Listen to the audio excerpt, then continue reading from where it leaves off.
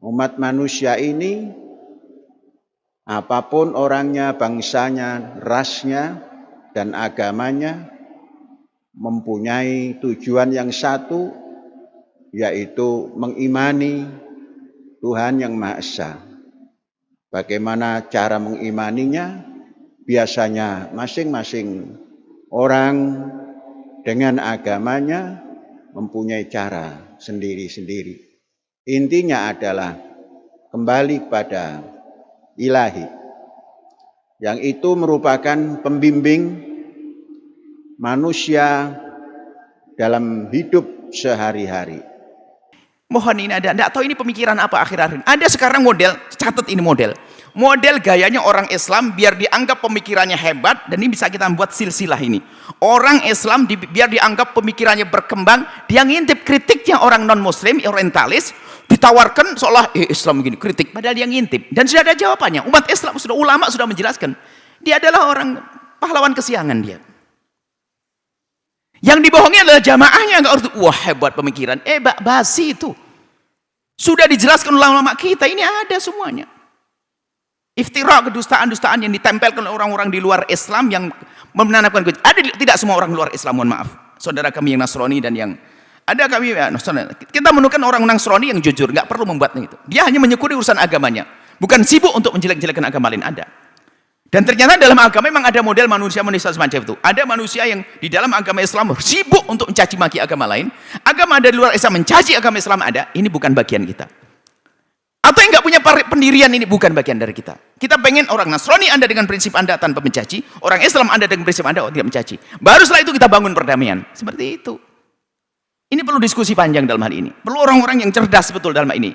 Bukan cerdas pura-pura cerdas. Itu kadang-kadang ini dia setiap majelis mendatangkan suatu pemikiran yang seolah-olah kritik kepada Islam yang sesungguhnya itu adalah diintip dari orang orientalis. Bisa kita jajar permasalahannya, yang tujuannya meragukan Islam itu sendiri. Ajib, orang Islam belajar mengintip.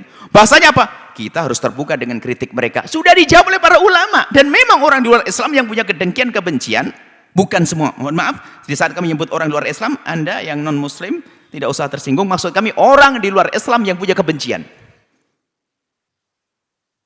Punya kebencian. Itu ingin terus membuat, mencari-cari kelemahan yang tidak ada di dalam Islam, kemudian diangkat. Atau kadang mendatangkan riwayat-riwayat palsu dalam Islam yang umat Islam sendiri nggak pakai riwayat itu. Diangkat, disebarkan ke kaum muslimin untuk meragukan. Nah, ini adalah kecurangan. Kecurangan ilmiah. Na'udzubillah. Semoga Allah menjadikan kita juru damai yang sesungguhnya. Wahai ikhwani. Dan kadang orang-orang begitu seolah menggunakan akal, seolah menampilkan gaya cerdas, kritis, bicara logis. Akan tapi bagi orang yang mengerti itu semua akan jadi bahan tertawaan. Aneh itu. Apa itu semuanya? Lelucon. Gaya seperti dialog nih filosof yang handal, ngintip gayanya falsafat.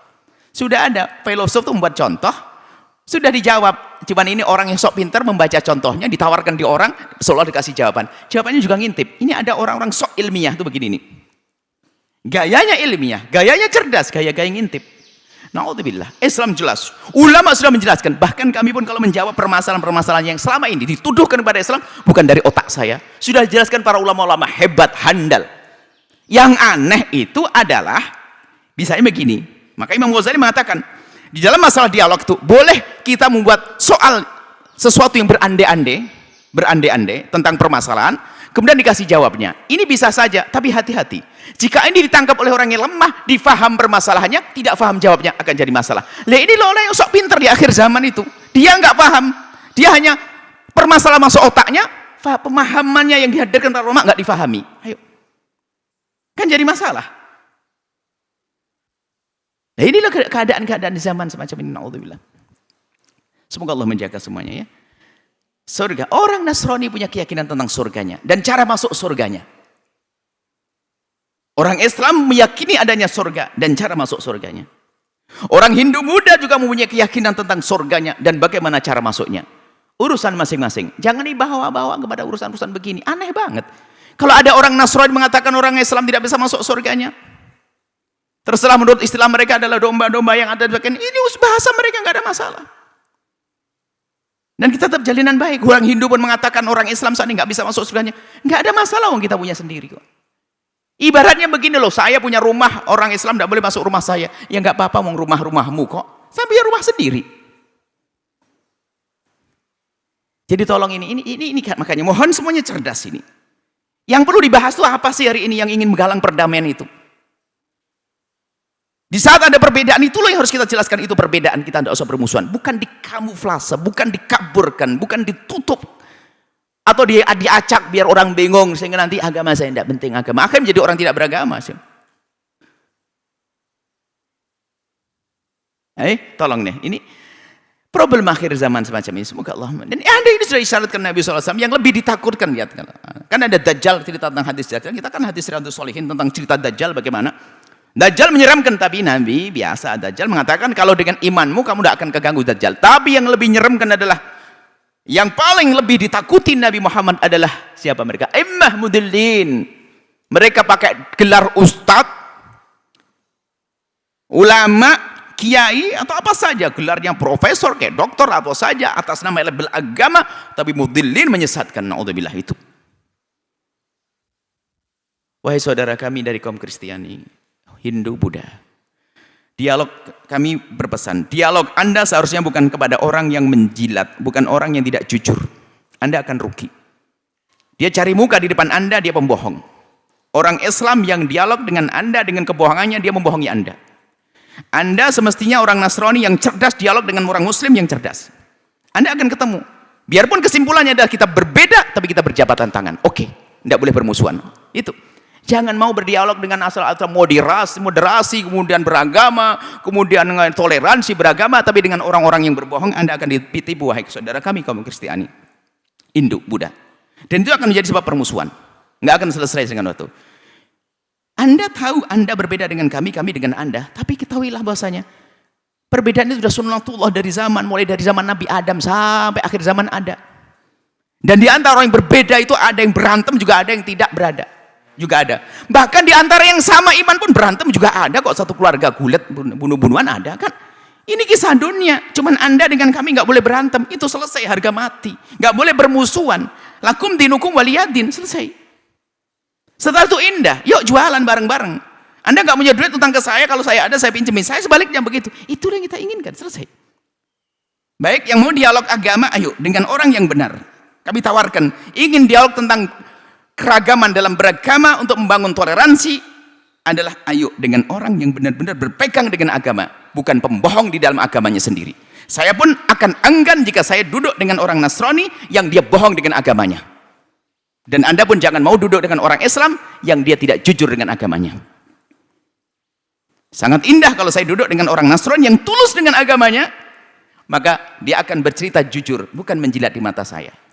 Baru setelah itu ada keputusan, oh ternyata kita beda saudaraku. Berbeda lalu bagaimana? Perbedaan ini adalah perbedaan dalam keyakinan. Setelah itu apa? Tetap kita damai. Kita bertetangga. Aku jaga kamu, kamu jaga aku. Selesai. Seperti itu. Semoga yang rindu kepada dialog, masalah toleransi, keberagaman, pluralis, dan seterusnya, masalah-masalah semacam itu, hendaknya dengan orang-orang yang betul paham tentang masalah ini, bukan dengan orang yang membohongi, bukan orang yang berdusta di agamanya sendiri. Bukan pengkhianat dalam agama sendiri. Apakah Anda mau, wahai saudara kami yang Kristiani, yang Hindu, Buddha, Anda berdialog dengan pengkhianat agama? Berarti Anda tidak cerdas dong. Kalau Anda cerdas, jangan mau dengan pengkhianat agama. Atau masalah hidayah. Apakah seorang ikut agama Anda atau ikut agama kami, agama Islam, itu biarpun orang paham, ngerti kebenaran, belum tentu bisa ikut. Itu adalah masalah kepuasan hati, pribadi sekali. Seperti halnya Anda boleh mempengaruhi kami dengan memberikan pesan-pesan agama Anda. Saya akan baca misalnya, Anda membawa pesan-pesan agama, baca untuk dicermati. Anda sebagai seorang tokoh misalnya, saya juga ingin belajar tahu tentang hal agama Nasrani. Anda berikan, tapi bukan berarti saya berbohong. Anda berbohong. Bangun keindahan, ayo. Kita perlu ini. Kita perlu orang-orang yang semacam ini dengan kecerdasan. Mohon maaf jawabannya banyak sekali karena kita pusing dengan orang-orang yang mengangkat sesuatu yang enggak perlu. Makanya pertanyaan tentang surga tadi itu adalah pertanyaan konyol. Konyol sekali sudah. Jangan dianggap itu orang moderat, jangan dianggap dia adalah IQ tinggi, jangan dianggap itu adalah orang cerdas. Konyol. Sebab kalau saya tawarkan surga pada orang Hindu sudah punya surga sendiri. Kenapa saya tawarkan surga? Kan aneh banget kita ini. Kalau masalah Allah memungkinkan, Allah boleh memasukkan, itu kan boleh dalam hukum akal. Bukan berarti memasukkan ke surga. Hukum akal harus beda antara hukum akal itu terjadi atau tidak terjadi. Itu harus ada pembahasan nih. Kalau belajar tentang ilmu, bagaimana ilmu logika dalam Islam, ilmu mantek atau apa, ilmu akidah benar, akan ngerti yang demikian itu. Tapi permasalahannya tidak belajar, bicara itu ngerepotkan orang, membikin bingung orang, bikin resah umat. Kemudian pendukungnya adalah juga sama-sama pengkhianat, repot nanti. Pengkhianat agama akhirnya terjadi antara orang yang tulus dalam beragama, yang tidak tulus berantem. Umat Islam berantem. Na'udzubillah. Tobat wahai hamba Allah, kita perlu kembali kepada Allah, menggalang perdamaian dan ketulusan, kejujuran dan dengan cinta dan bukan dengan dusta. Nah ini loh, ada seruan-seruan di akhir zaman ini yang mengatakan agama semuanya, agama itu sama. Alasannya adalah menjalin kebersamaan loh. Toleransi itu dihadirkan adalah di saat memang tidak sama. Kalau sama, kenapa harus ada seruan toleransi kon sama? Kok Anda ini paham atau tidak? Gitu loh maksud saya. Siapapun kami seru. Tolong ini, toleransi di negeri ini harus betul diwujudkan. Perbedaan ada.